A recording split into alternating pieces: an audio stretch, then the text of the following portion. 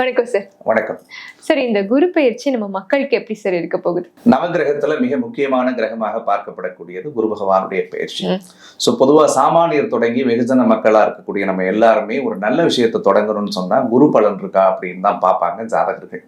அது கல்யாணம் பண்றதா இருக்கட்டும், காது குத்துறதா இருக்கட்டும், ஒரு வீடு வாங்குறதா இருக்கட்டும், ஒரு பால் காய்ச்சறதா இருக்கட்டும், சுபகாரியம் அப்படின்னு எடுத்துக்கிட்டாலே குருவினுடைய ஆதிக்கம் ஒரு ஜாதகத்துக்கு குரு பலன் தரக்கூடிய இடத்தில் இருந்தால் அவங்க எதை வேணாலும் செய்யலாம் அப்படின்னு நம்ம சொல்லுவோம்.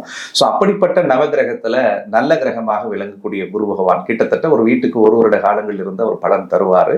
சோ இந்த குரு பெயர்ச்சி வாக்கிய பஞ்சாங்கப்படி வரக்கூடிய மே மாதம் 26ஆம் தேதி இப்ப இருக்கக்கூடிய மிதுன ராசியில இருந்து தன்னுடைய அடுத்த ராசியான கடகத்துக்கு பயிற்சி ஆகிறார். சோ 12 வருஷத்துக்கு பிறகு குரு பகவான் கடகராசியில உச்சம் அடைகிறது அப்படின்றது ஒரு மிகப்பெரிய விசேஷம். குரு அப்படின்னு எடுத்துக்கிட்டாலே ரொம்ப நல்ல கிரகம் அப்படின்னு சொல்லுவோம். குரு தனத்துக்குரிய காரகன், பணம். அதே மாதிரி குரு குழந்தைக்குரிய காரகன். குரு கல்விக்குரியவர், ஞானத்துக்குரியவர், அறிவுக்குரியவர், சிந்தனைக்குரியவர் அப்படின்னு நம்ம அடுக்கிக்கிட்டே போலாம்.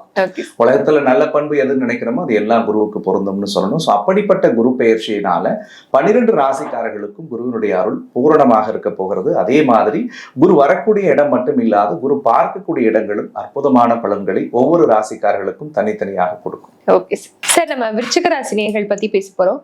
அவங்களுக்கு எப்படி சார் இருக்கு இந்த குரு பெயர்ச்சி? 12 ராசிக்காரர்கள்ல மிக முக்கிய பலன்களை பார்க்கக்கூடிய ராசிக்காரர்கள்ல விருச்சிக ராசிக்காரர்களும் முதன்மையா இருக்காங்க. இந்த அஷ்டம குரு கடந்த ஒரு வருட காலத்தில் விருச்சிக ராசிக்காரர்களுக்கு நிறைய சவால்களை கொடுத்தது. பொதுவா 8ல குரு இருக்கக்கூடாது.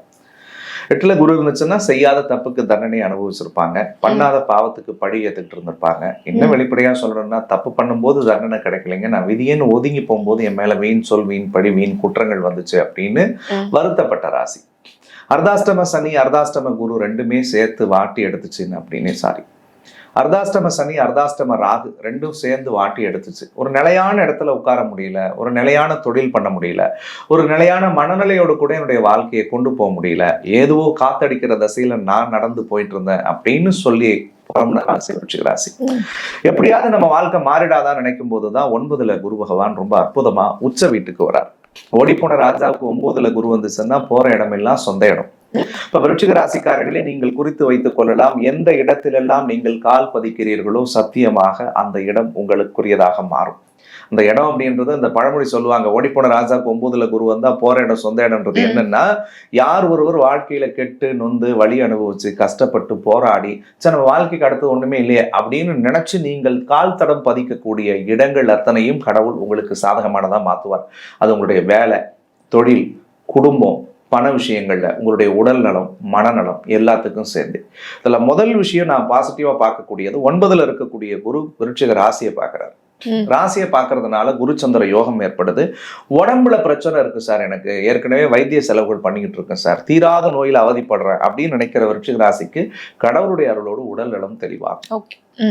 சார் உடம்பெல்லாம் எனக்கு நல்லா இருக்கு சார், மென்டலி நான் ரொம்ப டிஸ்டர்ப்டா ஃபீல் பண்றேன் சார், ஒரு சரியான மனநிலையில இல்லை, சரியான முடிவு எடுக்க முடியல சார் அப்படின்னு நினைச்ச விருச்சிக ராசிக்கெல்லாம் தெளிவான முடிவெடுத்து அதுல வெற்றி பெறக்கூடிய காலமாக இந்த குரு பயிற்சி அவர்களுக்கு இருக்க போகிறது.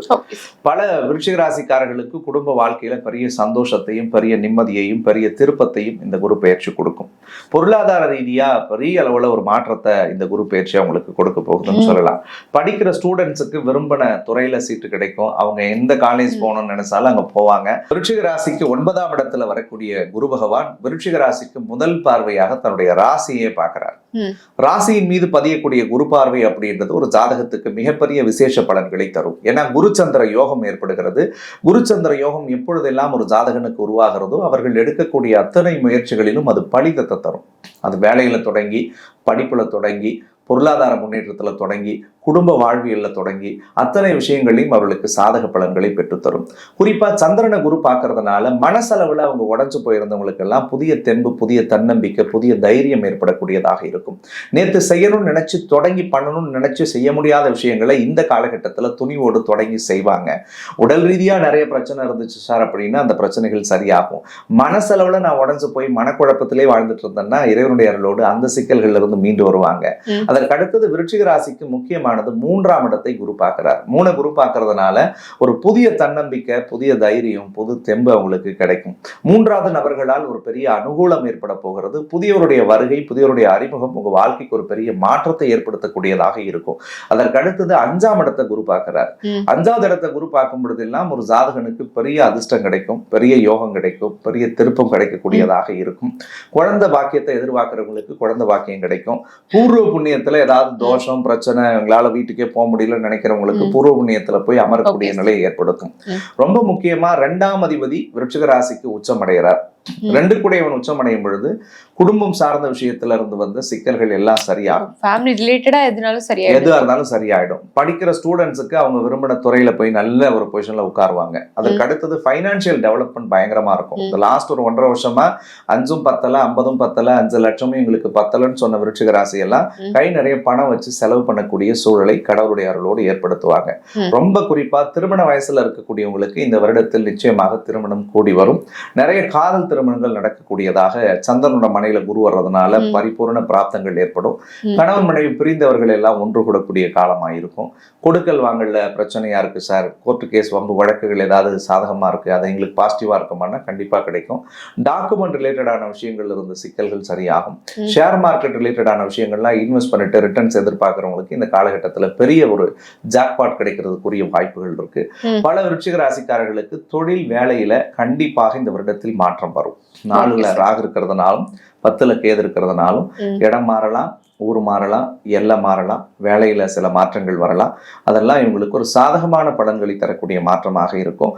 பல பேருடைய வெளிநாடு கனவுகள் இந்த காலகட்டத்துல நனவாகும். ஓகே சார், இப்ப அவங்க கவனமா இருக்க வேண்டிய விஷயங்கள் என்னன்னா எந்த மாதிரி தெய்வங்களை சார் வழிபடணும்?